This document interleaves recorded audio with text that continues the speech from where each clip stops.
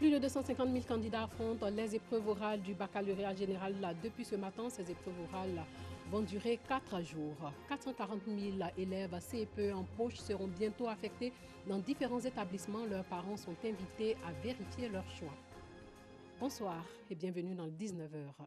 256 476 candidats affrontent les épreuves orales du baccalauréat général depuis ce matin. Pendant 4 jours, ils vont essayer de convaincre les examinateurs sur leur maîtrise des langues apprises à l'école. L'anglais, le français, l'allemand et l'espagnol. Lycée moderne de Cocody, le mardi 26 juin 2018. Le tableau d'affichage de cet établissement est pris d'assaut par les candidats au baccalauréat session 2018. Ils veulent s'assurer de leurs heures de passage pour les épreuves orales. Bon, j'ai retrouvé ma salle, j'ai constaté qu'il passe des billes. Sur la liste, c'est à 14 heures qu'ils m'ont mis au fait. J'ai peur de ne pas bien faire la lecture méthodique. En plus, s'ils n'ont pas donné le test que j'ai voulu faire là, ça serait un peu compliqué. Plus de 700 élèves devront participer aux épreuves orales du baccalauréat au lycée moderne de Cocody. Je viens de finir cette épreuve, je pense qu'elle est abordable. Bon, mes questions étaient basées sur le roman. Il y a donné des réponses qu'il fallait, ce que j'ai fait de mon mieux. Les membres du jury se réjouissent déjà du bon déroulement des épreuves. Les élèves sont là. De toutes les façons, tous les élèves ne passent pas le premier jour en même temps. Il y a une programmation qui est faite et les élèves sont interrogés selon la programmation. Pour l'instant, ça se passe bien. Après le lycée moderne de Cocody, cap sur le lycée moderne de Treichville. Ici, enseignants et membres du jury sont à la tâche. Il faut que les enfants se fassent d'abord confiance. On n'arrive pas en terminale qui veut. Si on y arrive, c'est qu'on a un minimum de compétences, de qualité, d'intelligence. S'ils se font confiance, normalement, tout devait pouvoir se passer bien. Si au lycée moderne de Cocody, en passant par le lycée moderne de Treichville, aucun incident majeur n'a été enregistré, tel n'est pas le cas au lycée municipal de Makori. Dans ce centre d'examen, certains candidats sont confrontés à des difficultés dans le choix de la langue vivante. J'ai choisi l'anglais comme ma langue vivante et puis ils ont mis allemand. On m'a dit non, qu'on ne pouvait pas régler, que la déco n'autorisait pas cela. Donc je serai obligée de composer en allemand. Ça fait quelque chose de 3 ans que je n'ai pas fait l'allemand, donc je ne saurais pas si je pourrais m'en sortir là-bas. L'innovation que nous avons constatée en allemand, c'est que cette année, c'est seulement des images que nous avons eues. Habituellement, nous avons des images et des textes. Donc ce qui fait que vraiment c'est un peu compliqué pour les enfants. On souhaiterait que les textes qui accompagnent toutes les images, n'est-ce pas, on reste sur ce tempo-là pour que les candidats aient beaucoup plus de chance. Une situation préoccupante, mais les responsables du secrétariat rassurent.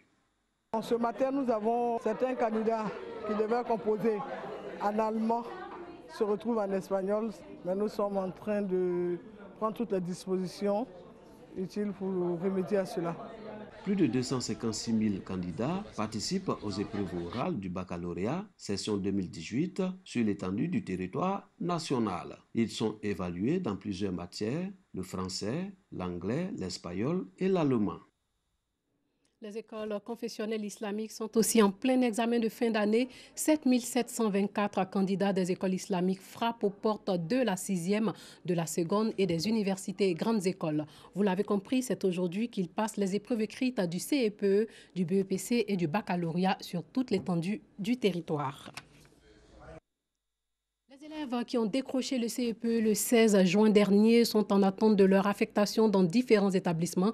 Ils avaient opéré des choix, mais il appartient au ministère de l'Éducation nationale de procéder à leur orientation dans les collèges. Mais avant, les parents ont jusqu'au 10 juillet prochain pour vérifier les vœux d'affectation de leurs enfants sur les sites www.mendobci.org. Guillaume Zéré, Herman Niamien. Depuis le samedi 18 juin dernier, les résultats de l'entrée en 6e session 2018 sont connus. Sur 512 016 candidats, ce sont plus de 440 000 admis qui seront affectés dans les différents établissements secondaires répartis sur tout le territoire ivoirien.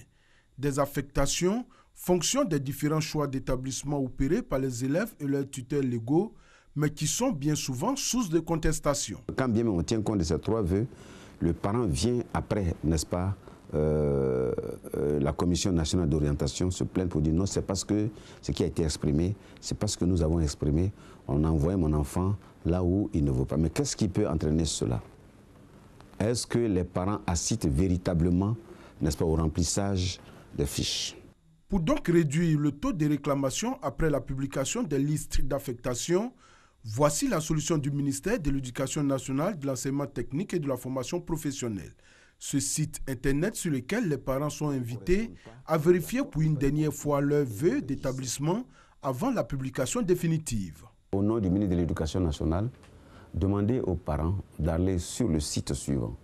Vous avez, n'est-ce pas, dans le communiqué, www.mendob-ci.org.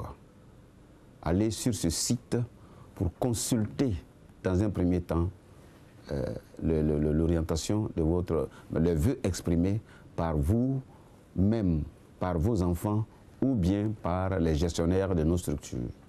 Si ce vœu vous correspond, vous validez, mais s'il ne vous correspond pas, à ce que vous avez exprimé, alors vous apportez, n'est-ce pas, des correctifs. Débuté le 22 juin 2018, la vérification prendra fin le 10 juillet prochain, une date qui ne sera plus revue.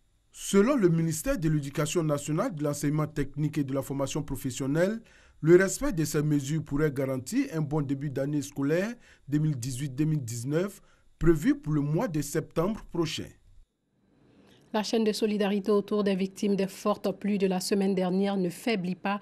L'Union des jeunes de Côte d'Ivoire a apporté des vivres et des non-vivres aux sinistrés de Mossikro dans la commune d'Atekoubé. Mossikro, dans la commune d'Atekoubé. Voici ce qui reste de la maison de Karamoko après les fortes pluies qui se sont abattues sur la ville d'Abidjan dans la nuit de lundi à mardi dernier. C'est un chef de famille inconsolable qui a perdu sa femme et ses 2 enfants dans ces inondations. Comme lui, dans ce quartier d'Atekoubé, plusieurs familles ont été frappées par le deuil causé par les pluies diluviennes. Pour témoigner sa solidarité aux victimes, la JNCI, Jeunesse Unie pour une Nouvelle Côte d'Ivoire, apporte des vivres et non-vivres aux familles frappées par le deuil. Il était important pour nous aussi jeunes d'avoir ce sursaut d'orgueil-là, de solidarité, afin de venir donner un peu de joie à cette population-là qui a vécu vraiment une nuit vraiment assez chaude. Tenons à dire vraiment condoléances à toutes les familles qui ont été touchées et vraiment Yako. C'est vrai que ça ne peut pas remplacer l'être humain, mais c'est un réconfort. Et vraiment que Dieu vous garde longtemps et vous donne assez de courage pour encore toujours rester auprès des parents. Après Mossikro, cap sur la Riviera 9 kg, où la délégation de la JNCI a apporté assistance aux sinistrés. Pour rappel, les récentes pluies diluviennes ont fait 18 morts dans le district d'Abidjan.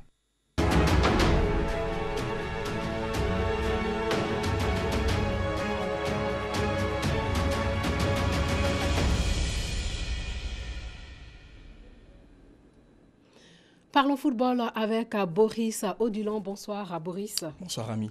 Je n'ai pas manqué le match à France-Danemark. Je suis resté sur ma faim. Des occasions de but de part et d'autre non concrétisées, mais je vous laisse donner les résultats de la journée. Ah ouais, comme vous venez de le dire, un match sans but. La France face au Danemark, la France qui était déjà qualifiée, qui termine en première position de son groupe. Score final 0 but partout. Et ce match a été, puisque les matchs se jouent simultanément pour la 3e journée.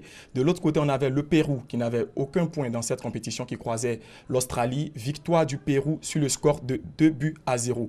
Dans le groupe D, actuellement, la Croatie affronte l'Islande et le Nigeria joue sa finale contre l'Argentine.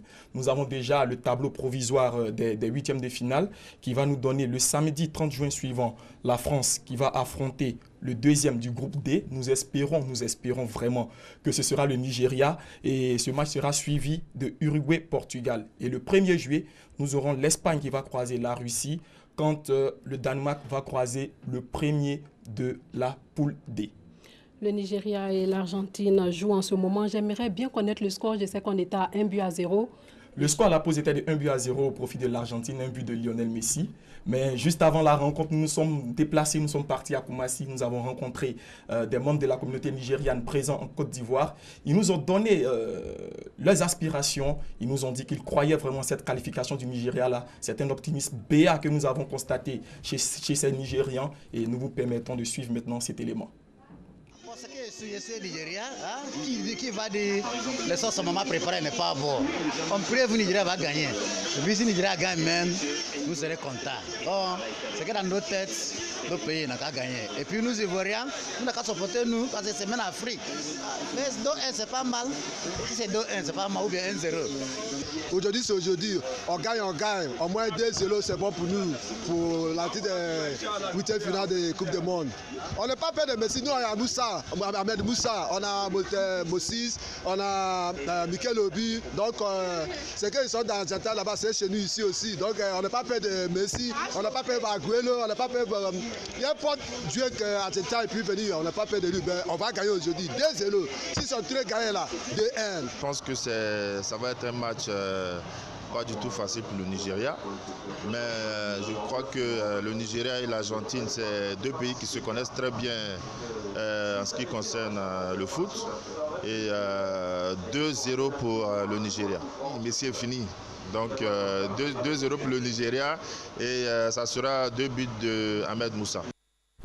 Boris, vous avez le sourire large parce que la régie vient de nous dire que le Nigeria vient d'égaliser. Le Nigeria vient d'égaliser, le score est de 1 but partout. Et lorsqu'on voit ces supporters qui disent que Messi est fini, bon, voilà, c'est tout à fait normal qu'on ait le sourire. Voilà. Voilà, Messi, pour parler de Messi, on va revenir à son anniversaire. Le 24 juin dernier, c'était l'anniversaire de Messi qui fêtait 31 ans.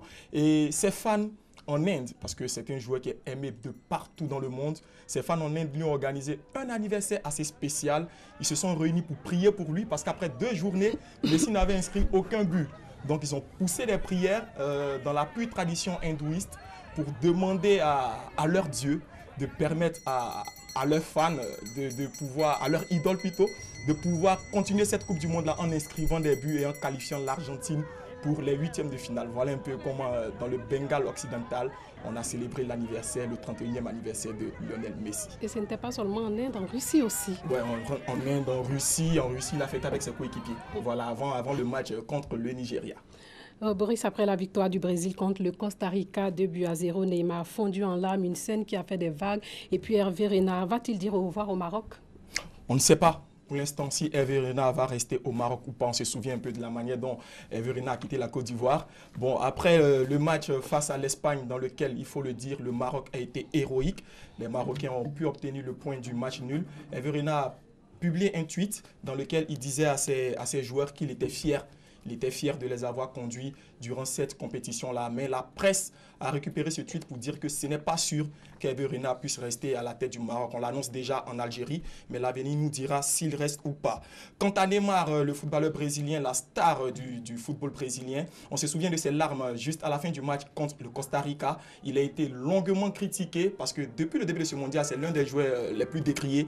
D'abord pour sa coiffure, qu'on a comparé à des spaghettis, et pour son rendement sur le terrain, on le traite de plongeur et tout. Et ces larmes de Neymar, c'était pour lui une façon d'exprimer tout ce qu'il a en cœur, parce qu'il se bat pour le Brésil, comme il le dit, et il vient de loin.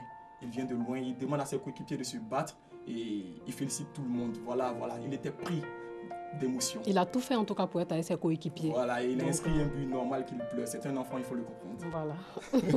Pouvons-nous avoir une idée des matchs qui vont se jouer demain, Boris? Demain, nous aurons encore 4 rencontres. Voilà, 4 rencontres demain. Dans le programme, il y aura Mexique face à la Suède et Corée du Sud face à l'Allemagne. Malheur aux vaincus dans le match Allemagne-Corée du Sud. L'Allemagne qui est le tenant du titre, qui a intérêt à continuer cette compétition-là en battant la Corée du Sud. Dans l'autre poule, nous aurons la Suisse face au Costa Rica, la poule du Brésil. Suisse-Costa Rica et un cinglant Serbie contre Brésil. Serbie-Brésil, ce sera le match à ne pas manquer parce que le vaincu rentre directement chez lui à la maison et on n'ose pas imaginer un Brésil tomber au premier tour de la Coupe du Monde. On va revenir au match à Nigeria-Argentine. Nous ne savons pas le score, c'est vrai, mais c'est un but partout pour l'instant. J'imagine un peu le Nigeria, j'imagine un peu ceux que vous avez croisés ce matin, les Nigérians que vous avez croisés ce matin, et puis le Sénégal aussi, qui est encore dans la course. Le Sénégal est encore dans la course. Le Nigeria, avec ce score de un but partout face à l'Argentine, qui conserve toutes ses chances de qualification, il faut le dire que le Nigeria a pu battre un adversaire qui était l'Islande sur le score de 2-0. 2 super buts d'Ahmed Moussa. Et là, tenir l'Argentine en échec, c'est un très bon résultat pour le Nigeria. Malheureusement, si le score reste le même jusqu'à la fin de cette partie, Lionel Messi va devoir dire adieu à cette compétition avec un but, là où son adversaire, son rival de tous les jours, en totalise 4 et est qualifié pour les huitièmes de finale. Et nous avons combien de minutes encore pour que le match finisse? Parce que moi, je suis pressé que ça finisse. Je crois que le match finira dans 30 minutes, voilà, normalement à 19h45, puisque la deuxième mi-temps a débuté à 19h. Donc dans 30 minutes, on aura le résultat final. Ok, merci bien Boris d'être venu sur notre plateau. Voilà, nous allons parler d'une note triste maintenant. La dépouille de Paul Dokuy est arrivée aujourd'hui à Abidjan. L'homme aux productions radiophoniques multiples est décédé au Bénin le 6 juin dernier. L'ex-directeur de Fréquence 2 sera inhumé à Pékanwebli, son village dans le département de Toulepleu, le 18 août prochain. Voilà, c'est tout pour ce soir. Portez-vous bien.